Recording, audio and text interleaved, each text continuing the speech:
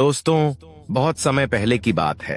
प्राचीन भारत में चंद्रपुर नाम का एक राज्य था, जिस पर अत्यंत क्रूर और निर्दयी राजा चंद्रसेन का शासन हुआ करता था। राजा हर दिन एक नई लड़की से विवाह करता और दूसरे ही दिन वह अपनी नवविवाहित पत्नी को फांसी पर लटका देता। राजा के इन कठोर और क्रूर फैसलों से उसकी सारी प्रजा बहुत दुखी थी। राजा के मंत्री और दरबारी भी उससे अत्यंत परेशान थे, पर उनकी इतनी मजाल नहीं थी कि वे राजा के सामने अपनी नाराजगी जाहिर कर पाते या उसे समझाने का प्रयास करते। पूरे राज्य में एक अजीब सा भय और सन्नाटा पसरा हुआ था। राज्य के लोग बस इतना जानते थे कि राजा हर दिन एक नई लड़की से शादी करता है और अगली सुबह उसे मौत के घाट उतार देता है। पर वह ऐसा क्यों करता है, इसके पीछे का कारण कोई नहीं जानता था। राज्य के दक्षिण छोर पर घने जंगल के बीच एक बूढ़ा जादूगर अपनी बेटी सुवर्णलता के साथ रहा करता था। वह राजा के कृत्यों से भली भांति परिचित था, इसलिए समय रहते उसने नगर को छोड़कर जंगलों में रहना शुरू कर दिया था। उसकी बेटी सुवर्णलता अत्यंत सुंदर और अक्लमंद लड़की थी। वह अपने पिता के पास आने वाले हर व्यक्ति की मदद करती थी। अगर कोई बीमार व्यक्ति आता तो वह उसे औषधियां बनाकर ठीक कर देती। अगर कोई दुखी आत्मा उसके पास आती तो वह अपनी बातों से उसे सुकून देती थी। एक दिन जब जादूगर को किसी कार्य से नगर जाना था तो सुवर्णलता भी जिद करने लगी और उस दिन अपने पिता के साथ चल पड़ी। जब दोनों नगर में प्रवेश करके द्वार पर पहुंचे, तभी नगर से रोते बिलखते राजा को बद्दुआ देते हुए लोग आज फिर से उसके द्वारा फांसी दी गई एक लड़की के शव को उठाए आ रहे थे। बूढ़े जादूगर ने उन्हें देखा तो सारा माजरा समझते देर नहीं लगी। उसने तुरंत अपनी बेटी से वहां से चलने को कहा, परंतु सुवर्णलता ने जब उन रोते बिलखते लोगों को देखा तो उसका हृदय द्रवित हो उठा। वह बोली, नहीं पिताजी, पहले मुझे यह जानना है कि ये लोग इतने दुखी क्यों हैं और यह राजा को भला बुरा क्यों कह रहे हैं। जादूगर के बहुत समझाने पर भी वह वहां से नहीं गई। जब सुवर्णलता ने कुछ लोगों से इसका कारण पूछा तो लोगों ने एक बार उसे अजीब निगाहों से देखा और बोले, क्या तुम्हें कुछ भी नहीं पता? सुवर्णलता के मना करने पर भी उन लोगों ने अपनी पूरी पीड़ा भरी दास्तान उसके सामने कह सुनाई। सारी बात सुनकर सुवर्णलता एकदम सन्न रह गई, चौंक गई। कुछ देर बाद जब उसने अपने होश को संभाला तो वह अपने पिता से कहने लगी, पिताजी, मैं राजा से विवाह करना चाहती हूँ। बेटी के मुख से यह बात सुनकर जादूगर सन्न रह गया। वह सख्त स्तब्ध में आ गया और कहने लगा, बेटी, क्या तुम पागल हो गई हो जो ऐसी बातें कर रही हो? तुमने अभी अभी सुना नहीं कि वह राजा दूसरे ही दिन अपनी पत्नी की हत्या करवा देता है? सुवर्णलता कहने लगी, पिताजी, मुझे अच्छे से पता है कि मैं क्या कह रही हूँ। आप तो बस मुझे राजा के पास जाने की अनुमति दीजिए। अगर मैं अपनी बुद्धि के बल और सत्य के साथ एक निर्दयी व्यक्ति को बदल सकती हूँ तो यह मेरे जीवन की सबसे बड़ी उपलब्धि होगी। वरना एक दिन मरना तो सभी को है और किसी की मृत्यु राजा के नहीं बल्कि उस ऊपर वाले के हाथ में है। बहुत कहने सुनने पर ना चाहते हुए भी जादूगर को अपनी बेटी की जिद के आगे झुकना पड़ा। उसने भारी हृदय के साथ अपनी बेटी को राजा के पास जाने की अनुमति दे दी। पिता की आज्ञा मिलने पर सुवर्णलता ने उन्हें प्रणाम किया और एक दृढ़ निश्चय के साथ राजा के महल की ओर चल पड़ी। आखिर क्यों राजा विवाह के एक दिन बाद ही अपनी नवविवाहित पत्नी को फांसी पर लटका देता था? शुरू से राजा ऐसा क्रूर और निर्दयी नहीं था। वह एक बड़ा ही नेक दिल और प्रजा का ध्यान रखने वाला प्रजापालक राजा था। जब वह विवाह योग्य हुआ तो उसके पिता कमलसेन ने उसका विवाह रत्नप्रभा नाम की सुंदर युवती से कर दिया। रत्नप्रभा अपने नाम की ही तरह अति सुंदर और आकर्षक स्त्री थी। राजा चंद्रसेन भी उसके रूप का कायल हो गया था। वह दिलोजान से अपनी पत्नी से प्रेम करने लगा। सब कुछ ठीक चल रहा था। फिर एक दिन ऐसा हुआ कि राजा के पैरों तले जमीन खिसक गई। एक दिन जब राजा कचहरी से सीधे रानीवास की ओर आया और रानी के कक्ष में पहुंचा तो उसने जो दृश्य देखा उसे देख वह सन्न रह गया। उसकी पत्नी रत्नप्रभा एक गुलाम के साथ इश्क लड़ा रही थी। यह देखकर राजा चंद्रसेन का पूरा संसार उजड़ गया। उसने तुरंत अपनी पत्नी रत्नप्रभा और उस गुलाम को जिंदा ही एक दीवार में चिनवा दिया। रानी रत्नप्रभा की मृत्यु के बाद राजा गुमनामी के समुंदर में डूबता चला गया। उसने सबसे मिलना जुलना बंद कर दिया, कचहरी दरबार सब छोड़ दिया, बस एक अंधेरे कमरे में खुद को बंद कर लिया। जब भी राजा आंखें बंद करता, उसे अपनी पत्नी और गुलाम का वह दृश्य बार बार याद आता था। समय बीतता गया, पर वह दृश्य राजा के दिल दिमाग से मिटा नहीं। बस वहीं से राजा के भीतर एक राक्षस ने जन्म ले लिया। अब वह प्रतिशोध की अग्नि में जलने लगा। राजा ने देश के मंझे हुए चित्रकारों को बुलवाया और रानी व गुलाम का वह दृश्य ज्यों का त्यों चित्रित करवाया। फिर उस चित्र को अपने सैन्य कक्ष की दीवार पर टंगवा दिया। अपनी पत्नी की बेवफाई से राजा इतना आहत हुआ कि अब उसे पूरी औरत जात ही बेवफा लगने लगी थी। उसके दिल में औरतों के प्रति जो नफरत की आग लगी, वह कभी बुझ नहीं सकी। इसलिए उसने उस क्षण की विस्मरणीय पीड़ा को कैद करने के लिए वह चित्र अपने सामने रख लिया, ताकि कभी भूल न पाए। क्रोध और प्रतिशोध की आग में जलते हुए राजा ने एक भयानक निर्णय लिया। अब वह हर दिन एक नई स्त्री से विवाह करेगा और अगली सुबह उसे मौत के घाट उतरवा देगा। शुरुआत में राजा के इस दर्दनाक और अमानवीय फैसले पर मंत्रियों ने उसे बहुत समझाने का प्रयास किया, परंतु राजा ने किसी की नहीं सुनी। उसका हृदय अब पत्थर बन चुका था।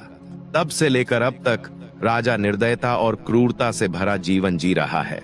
इधर जादूगर की बेटी सुवर्णलता भी राजा के महल में पहुंच गई। उसने महल के पहरेदार से कहा, मुझे राजा से मिलना है, मैं उनकी पत्नी बनना चाहती हूँ। यह सुनकर पहरेदार ने उसे अजीब दृष्टि से घूरा, जैसे यह विश्वास ही न हो पा रहा हो कि कोई ऐसी लड़की अपनी जान जोखिम में डालने के लिए आई है। फिर उसने चुपचाप उसका संदेश राजा तक पहुंचा दिया।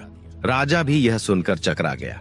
उसने सोचा, यह कैसी लड़की है जो अपनी मृत्यु को खुद ही गले लगाना चाहती है। राजा ने तुरंत सेवकों को आदेश दिया कि उस लड़की को तुरंत उसके सामने लाया जाए। सिपाहियों के साथ आती सुवर्णलता को राजा ने देखा और वह बस उसे देखता ही रह गया।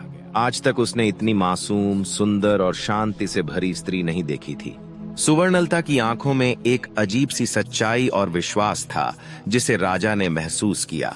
पहले तो उसके चेहरे पर एक खुशी की हल्की मुस्कान आ गई, लेकिन फिर कुछ ही क्षणों में वह मुस्कान मुरझा गई और उसके चेहरे पर मायूसी लौट आई।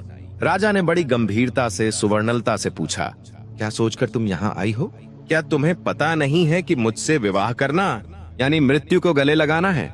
सुवर्णलता निश्चल और दृढ़ नायक की तरह बिना किसी संकोच के राजा की आंखों में आंखें डालकर बोली, हे राजन, मुझे आपके बारे में सब कुछ मालूम है। मैंने सब कुछ जानकर ही आपसे शादी करने का निश्चय किया है। राजा हैरान होते हुए कहने लगा, ठीक है, अगर तुम सब जानती हो और तुम्हारा यही फैसला है तो मुझे कोई ऐतराज नहीं है। शादी की तैयारी करो, हम कल ही तुमसे विवाह करेंगे। राजा और जादूगर की बेटी सुवर्णलता का विवाह हो गया। अब सुवर्णलता जादूगर की बेटी, रानी और राजा की पत्नी बन चुकी थी। रात को सुवर्णलता ने 16 श्रृंगार किए और सुहाग की सेज पर बैठकर राजा का इंतजार किया। उसकी आंखों में एक अद्भुत विश्वास था, मानो उसने अपने जीवन की सबसे बड़ी चुनौती का सामना किया हो और अब वह अपने नायक के सामने थी। जब राजा चंद्रसेन ने कमरे में आया और दुल्हन के रूप में सजी हुई सुवर्णलता को देखा तो वह उसकी खूबसूरती का कायल हो गया। लेकिन तभी उसका ध्यान दीवार पर लगी अपनी मृत पत्नी की तस्वीर की ओर चला गया। उसकी आंखों में एक दर्द और गुस्सा जाग उठा। उस तस्वीर ने राजा की सारी यादें ताजा कर दी और उसकी आंखों में औरतों की बेवफाई की आग फिर से जल उठी। लेकिन राजा के दिल के एक कोने में सुवर्णलता के साहस, उसकी सादगी और उसकी खूबसूरती को देखकर एक अलग ही जगह या शायद कहीं इज्जत बन गई थी।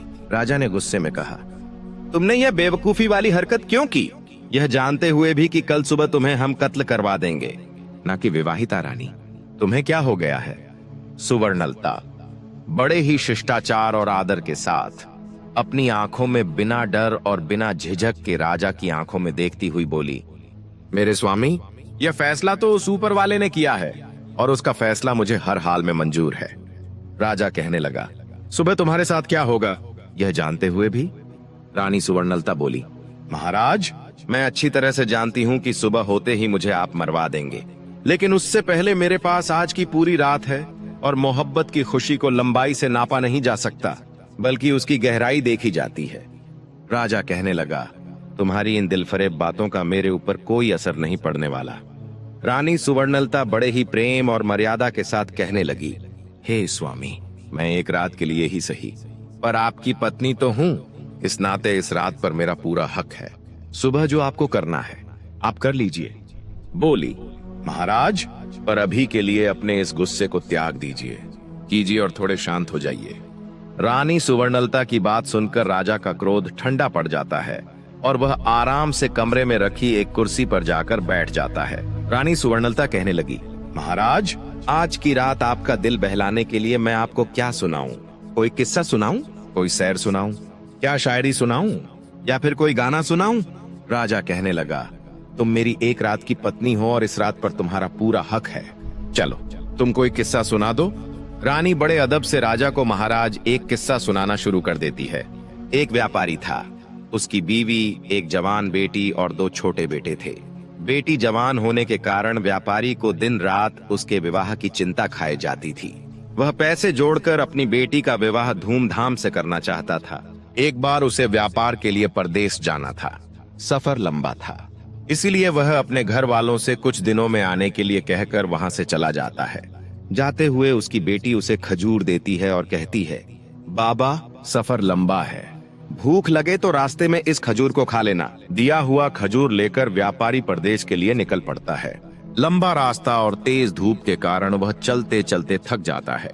तभी उसे रास्ते में एक कुआं नजर आता है। उसने सोचा, क्यों न थोड़ी देर यहीं बैठकर आराम कर लूं और खजूर खा लूंगा, साथ ही शीतल जल ग्रहण कर लूंगा, फिर आराम से परदेश के लिए निकल पड़ूंगा। इसी सोच के साथ वह कुएं के किनारे बैठकर आराम से खजूर खाने लग जाता है। खजूर खाते खाते उसके हाथ से एक खजूर कुएं में गिर जाता है। जैसे ही खजूर पानी में गिरता है, कुएं का बिल्कुल साफ और निर्मल पानी एकदम से खून में बदल जाता है और तभी कुएं के अंदर से गुस्से से भरा एक दैत्य निकल कर आता है। राक्षस की आंखें लाल थीं और उसके हाथों में धारदार तलवार थी। यह सब देखकर व्यापारी की सिट्टी पिट्टी गुम हो जाती है। मारे डर के वह थर थर कांपने लगता है। दैत्य गुस्से से उस व्यापारी से कहता है, मैं तुम्हें छोड़ूंगा नहीं, अपनी तलवार से तुम्हारे टुकड़े टुकड़े कर दूंगा। व्यापारी पहले ही डरा हुआ था। यह बात सुनकर वह भय से कांपने लग जाता है और कहता है, हे दैत्य, मैंने तुम्हारा क्या बिगाड़ा है? तुम मुझे क्यों मारना चाहते हो? दैत्य कहने लगता है, आदमजात, तुमने जो खजूर कुएं में फेंका वह मेरे मासूम बच्चे की हलक में जाकर फंस गया, जिससे उसकी मृत्यु हो गई। व्यापारी कहने लगा, माफ करें दैत्यराज, मुझे आपका बेटा कहीं नजर नहीं आया और वह खजूर मुझसे गलती से कुएं में गिर गया। दानव गुस्से में बोला, हम राक्षस तुम आदमियों को नजर नहीं आते। तुम्हें खजूर खाते हुए एहतियात बरतनी चाहिए थी, पर तुम्हारी मृत्यु निश्चित है, नादानी में हो या जानबूझकर। गुनाह तो गुनाह होता है। अब मैं तुम्हारे टुकड़े टुकड़े करके अपने बेटे की मृत्यु का बदला लूंगा। खून के बदले खून, यही इंसाफ है। आखिरकार व्यापारी बेचारा मजबूर होकर कहने लगा, राक्षस राज, अगर मुझे मारने से तेरा बदला पूरा हो जाएगा तो मुझे मंजूर है, पर मेरी शर्त है। राक्षस कहने लगा, कैसी शर्त? व्यापारी भारी हृदय के साथ कहने लगा, मेरे ऊपर अभी बहुत सी जिम्मेदारियां हैं। मैंने लोगों से कर्ज ले रखा है, वह कर्ज अदा करना है और अपनी जवान बेटी की शादी करनी है। एक बार यह जिम्मेदारी पूरी कर दूं, फिर मैं खुद तुम्हारे पास आऊंगा, फिर तुम बेशक अपना बदला पूरा कर लेना। यह सुनकर राक्षस सोच में पड़ जाता है। इतनी कहानी कहते कहते सुबह हो जाती है और रानी किस्सा सुनाना बंद कर देती है। राजा कहने लगा, तुम चुप क्यों हो गई? मुझे बताओ कि राक्षस ने व्यापारी को मार दिया या फिर उससे कहे अनुसार कुछ समय की मोहलत दे दी? रानी कहने लगी, महाराज, रात खत्म तो बात खत्म। अब सुबह हो चुकी है और मेरे मरने का वक्त आ गया है। राजा कहने लगा, लेकिन मुझे कम से कम इतना तो बता दो कि राक्षस ने उसे मारा या छोड़ दिया। रानी बोली, राजा, कहानी बहुत लंबी है, पूरी बताने के लिए वक्त की जरूरत है और अब वक्त खत्म हो चुका है। यह सुनकर राजा सोच में पड़ जाता है। कुछ सोचकर राजा अब अपनी नवविवाहित रानी से कहता है, तुम चिंता मत करो, हम वक्त को रोक देंगे। हम तुम्हें एक दिन की जिंदगी और प्रदान करते हैं। अब तुम किस्सा सुनाओ। तब रानी कहती है, नहीं मेरे सरताज, किस्से तो रातों को सुनाए जाते हैं, सुबह का वक्त तो हो चला है। आप अपने राजसी कार्य कीजिए, आगे का किस्सा तो मैं रात को ही सुनाऊंगी। यह सुनकर राजा सोचता है, कितनी ही लड़कियां मेरे पास आईं और मौत के घाट उतार दी गईं। सबके चेहरे पर मौत का भय साफ नजर आता था, पर इसके चेहरे पर तो भय नाम की कोई चीज ही नहीं है। खैर, इसका किस्सा मुझे बहुत दिलचस्प लगा है, इसलिए इसकी जान सिर्फ आज के लिए बख्श दी। कल इसका भी वही हाल होगा। राजा वहां से चला जाता है और अपने दिन भर के राजसी कामों में व्यस्त हो जाता है। इधर रानी हाथ जोड़कर उस ऊपर वाले से प्रार्थना करती है, हे भगवान परमेश्वर, मेरे पति को सद्बुद्धि देना, उसके इन पाप कृत्य को क्षमा करना और उसे सही रास्ता दिखाना। प्रभु, शाम का वक्त हो जाता है। राजा बेसब्री के साथ कमरे में आता है और कहता है, रानी अब जल्दी से किस्सा सुनाना शुरू कीजिए। राजा की बेसब्री को देखकर रानी कहती है, थोड़ा सब्र रखो महाराज, मैं आपके लिए खाना लगा देती हूँ, पहले भोजन कर लीजिए, फिर मैं आगे का किस्सा सुनाना शुरू करूंगी। हम कहकर रानी राजा को खाना परोस देती है। राजा कहने लगा, यह तो नौकरों के काम है, तुम ये क्यों कर रही हो? रानी बड़े प्यार से कहने लगी, नहीं मेरे स्वामी, यह एक पत्नी का कर्तव्य है कि वह अपने पति का ख्याल रखे। राजा कहने लगा, तुम्हें कौन सा मेरे साथ पूरा जीवन व्यतीत करना है, और वैसे भी आज की रात के बाद तो यह काम नौकरों ने ही करने हैं। रानी कहने लगी, स्वामी आज की रात ही सही, पर आपकी सेवा करने का मौका तो मिला, मरते समय सुकून से मर सकूंगी। जितना भी समय मिला है मैंने अपने पति की सेवा की। यह सुनकर राजा के दिल को बड़ा सुकून मिला, लेकिन तभी उसे अपनी बीवी की बेवफाई याद आ गई। राजा गुस्से से कहने लगा, ये फालतू की बातें मुझसे मत करो और जल्दी से कहानी सुनाना शुरू करो। राजा की बात सुनकर रानी किस्सा सुनाना शुरू कर देती है। व्यापारी की बात सुनकर थोड़ी देर विचार करके दैत्य बोला, अगर मैं तुम्हें कुछ समय की मोहलत दे दूं तो क्या गारंटी है कि तुम वापस आओगे? व्यापारी कहने लगा, हे राक्षस राज, उस ऊपर वाले की कसम खाकर, भगवान की कसम खाकर कहता हूँ कि मैं अपने कामों को अंजाम देकर यहाँ फिर से आऊंगा और खुद को तुम्हारे हवाले कर दूंगा, मेरा विश्वास करो। दैत्य कहने लगा, ठीक है, मैं तुम्हें 40 दिन की मोहलत देता हूँ। व्यापारी दैत्य का शुक्रिया करते हुए अपने घर की तरफ चल देता है। कुछ दिन के सफर के बाद वह अपने घर पहुँच जाता है। व्यापारी को घर आया देखकर उसकी पत्नी और बच्चे खुश हो जाते हैं। उसकी पत्नी कहती है, स्वामी आप थक गए होंगे, हाथ मुंह धो लीजिए, तभी मैं आपके लिए खाना लगाती हूँ। इस बार पता नहीं क्यों मेरा दिल बहुत घबराया हुआ है, शुक्र है उस भगवान का, आप सही सलामत घर पर आ गए। उसकी पत्नी के मुख से यह बातें सुनकर अंदर ही अंदर व्यापारी का हृदय पीड़ा से तड़प उठता है। उसने सोचा, जब हमेशा के लिए जाऊंगा तो मेरी पत्नी और बच्चों का क्या होगा?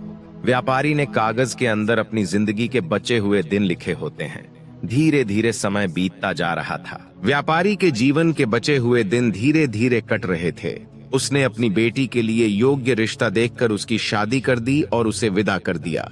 खुशी के साथ साथ व्यापारी अंदर से दुखी भी था, क्योंकि आज उसकी अंतिम रात थी। कल का दिन उसका आखिरी दिन था। कल वह दैत्य उसे टुकड़े टुकड़े कर देगा। व्यापारी बिस्तर में पड़ा पड़ा यही सब सोच रहा था। नींद उसकी आंखों से कोसों दूर थी। उसे रह रहकर यह बात खाए जा रही थी कि उसके मरने के बाद उसकी पत्नी और बच्चों का क्या होगा।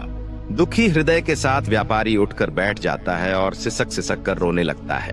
उसके रोने की आवाज सुनकर उसकी पत्नी भी उठ जाती है। व्यापारी को ऐसे रोते हुए देखकर घबरा कर वह उससे पूछती है, क्या हुआ स्वामी, आप रो क्यों रहे हो? व्यापारी पहले तो बात को टालने की कोशिश करता है, लेकिन जब उसकी पत्नी ने ज्यादा जोर देकर पूछा तो वह टूट जाता है और सारा किस्सा अपनी पत्नी को रोते रोते सुना देता है। सारी बात सुनकर व्यापारी की पत्नी का कलेजा मुंह को आ जाता है। वह तड़प उठती है और कहती है, स्वामी आपकी जगह पर मैं उस दैत्य के पास जाऊंगी। मुझे चाहे कुछ भी हो जाए, चाहे वह दैत्य बेशक मेरी जान ले ले, पर मैं आपको कुछ भी नहीं होने दूंगी। किस्से के बीच में ही वह बोल पड़ता है, वाह क्या औरत है, ऐसी औरत भी दुनिया में होती हैं। ऐसी नेक और वफादार बीवी की दहलीज पर तो फरिश्ते भी अपना सिर झुका दें। राजा ने कहा। रानी कहने लगी, बिल्कुल ठीक कहा महाराज, कुछ बदचलन औरतें होती हैं जिनकी वजह से सभी औरतों पर उंगली उठाई जाती है, पर सबको एक जैसा समझ लिया जाता है। यह सुनकर राजा सोच में पड़ जाता है। रानी फिर आगे का किस्सा सुनाना शुरू कर देती है। व्यापारी अपनी पत्नी को समझाते हुए कहता है, मेरी बात मत करो प्रिय, मरे हुए होते हैं, अगर तुम्हें कुछ हो जाए तो धिक्कार है मेरे ऊपर। तुम्हें यह भी कैसे कह दिया कि तुम मेरी जगह उस राक्षस के पास चली जाओगी? गलती तो मुझसे हुई है और इस गलती की सजा तो मुझे ही भोगनी पड़ेगी। तुम मेरे बच्चों का ख्याल रखना, उन्हें मेरी कभी कमी महसूस मत होने देना। व्यापारी अपनी पत्नी को खूब समझाता है। ऐसे ही बातों बातों में रात निकल जाती है और सुबह हो जाती है। व्यापारी भारी हृदय के साथ अपने छोटे बच्चे और बीवी को गले लगाकर उनसे विदाई लेकर वहां से निकल पड़ता है। लंबा रास्ता तय करके वह उसी जगह पहुंच जाता है जहां उसे वह दैत्य मिला था। व्यापारी दैत्य को आवाज देता है, राक्षस राज, मैं तुम्हारे पास आ गया हूं। मेरे 40 दिन पूरे हो गए हैं। आओ, मेरी जान लेकर अपना बदला पूरा कर लो। व्यापारी की बात सुनकर दैत्य बाहर आता है और व्यापारी से कहता है, तुम बहुत बहादुर हो जो इस तरह खुद मेरे पास मौत के मुंह में चलकर आ गए हो। लेकिन ऐ आदमजात, मैं तुम्हें मारूंगा नहीं, क्योंकि मैंने तुम्हें माफ कर दिया है। दैत्य आगे कहता है, जब तुमने मुझसे समय मांगा था तब मुझे तुम्हारे ऊपर यकीन नहीं था, इसलिए उसी दिन से मैं तुम्हारा पीछा कर रहा था। तुमने जो कुछ भी कहा था वह बिल्कुल सच था। अब जाओ और अपनी बीवी बच्चों को संभालो, तुम्हारे बिना उनका रो रो कर बुरा हाल है। दैत्य के मुख से यह बातें सुनकर व्यापारी की खुशी का ठिकाना नहीं रहा। उसने उस दैत्य का हाथ जोड़कर शुक्रिया किया। किस्सा समाप्त होते होते राजा पूरी तरह से भावुक हो चुका था। वह अब रानी की ओर प्यार भरी नजरों से देखने लगा। रानी बोली, हे महाराज, सभी औरतें बिल्कुल भी एक जैसी नहीं होती हैं, और जब तक आप उस तस्वीर को अपने कमरे से नहीं हटा देंगे तब तक आपकी पीड़ा कभी कम नहीं होगी और आप हर औरत को बदचलन ही समझेंगे। इतना सुनकर राजा अपनी बेवफा पत्नी की वह तस्वीर फाड़कर नष्ट कर देता है।